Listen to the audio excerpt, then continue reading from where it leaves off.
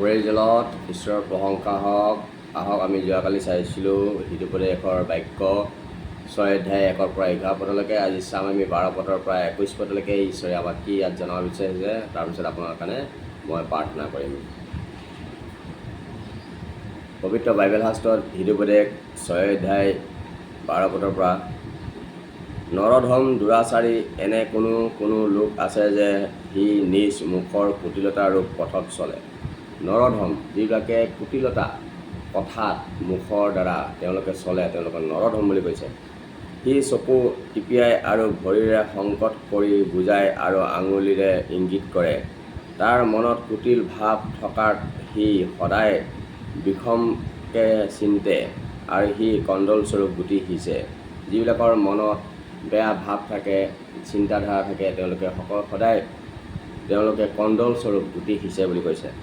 এইকাৰণে অকস্মাতে তালৈ আপদ আহিব আৰু মেৰামত কৰিব নোৱাৰাকৈ তাক হঠাতে ভঙা যাব। আৰু অকস্মাত সেই দুষ্ট লোকলৈ আপদ আহে আৰু আপদত সি মেৰামত আৰু সি হ'ব নোৱাৰে। জিহুৱাৰ ঘিণ কৰা বস্তু 6টা, এনেকেই তেওঁৰ ঘৃণনীয় 7টা।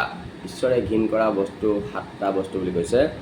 গৰ্বী চকু, যিসকলে অহংকাৰী চকু, এই অহংকাৰী চকুটো ঈশ্বৰৰ দৃষ্টিত ঘিণ লগা।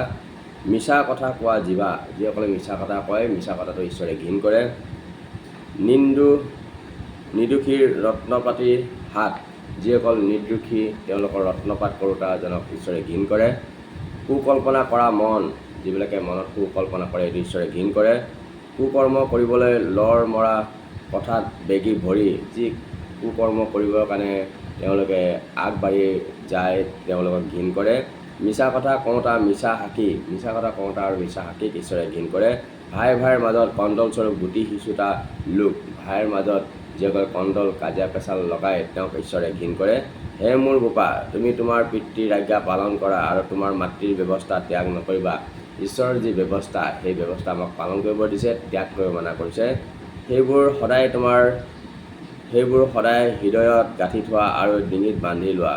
আৰু আমাৰ হৃদয়ত ৰাখিব দিছে আৰু আমাৰ ডিঙিত বান্ধি ল'ব দিছে ঈশ্বৰৰ বাক্য। এই মহান বাক্যৰ যোগেদি ঈশ্বৰে সকলোকে আশীৰ্বাদ কৰক। ঈশ্বৰে কুটিল লোক, দুষ্ট লোকক ভাল নাপায়।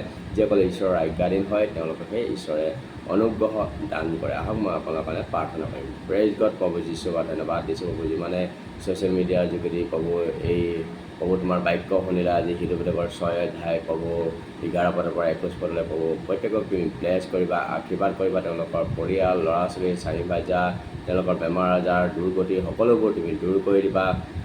মই তোমাৰ নামত ব্লেছ কৰিছোঁ in the name of Jesus. বিশেষকৈ প্ৰাৰ্থনা কৰিছোঁ, দুখীয়া দৰিদ্ৰ খাবলৈ কিনিবলৈ থাকিবলৈ কাৰণে যোগাই দিবা। অনাথসকলক আশীৰ্বাদ কৰিবা, বৃদ্ধসকলক আশীৰ্বাদ কৰিবা, নপুংসকলক আশীৰ্বাদ কৰিবা। মই তোমাৰ নামত ব্লেছ কৰিছোঁ। বিশেষকৈ প্ৰাৰ্থনা কৰিছোঁ ৰজাসকলক, প্ৰধানমন্ত্ৰী, মুখ্যমন্ত্ৰী, অসমৰ মুখ্যমন্ত্ৰী, নৰ্থ ইষ্টৰ মুখ্যমন্ত্ৰী, ভাৰতবৰ্ষৰ মুখ্যমন্ত্ৰী, MLA যিমান ওখ পদত আছে, তেওঁলোকক তুমি আশীৰ্বাদ কৰিবা। জ্ঞান বুদ্ধিৰে চালনা কৰিবা, দেশখন যেন শান্তিত চলাই নিব পাৰিব, তেনে আশীৰ্বাদ কৰিবা। মই তোমাৰ নামত ব্লেছ কৰিছোঁ in the name of Jesus. ধন্যবাদ দিছোঁ, তুমি প্ৰাৰ্থনা শুনিছা, তাৰ বাবে ধন্যবাদ। প্ৰাৰ্থনা যীশুৰ নামত কৰিছোঁ, amen. Praise Lord, praise Lord, praise Lord. ধন্যবাদ দিছোঁ। যদি আপোনাৰ প্ৰাৰ্থনাৰ বিষয় থাকে, আপোনালোকে জনাব পাৰিব, মই আপোনাৰ কাৰণে প্ৰাৰ্থনা কৰিম। আজিলৈ ইয়াতে সামৰিছোঁ। নেক্সট আমি জানিব পাৰিম আৰু বাকীখিনি যি 22 পদৰ পৰা আছে, ঈশ্বৰে আমাক কি জনাব বিচাৰিছে তাক আমি জানিম। আজিলৈ নমস্কাৰ।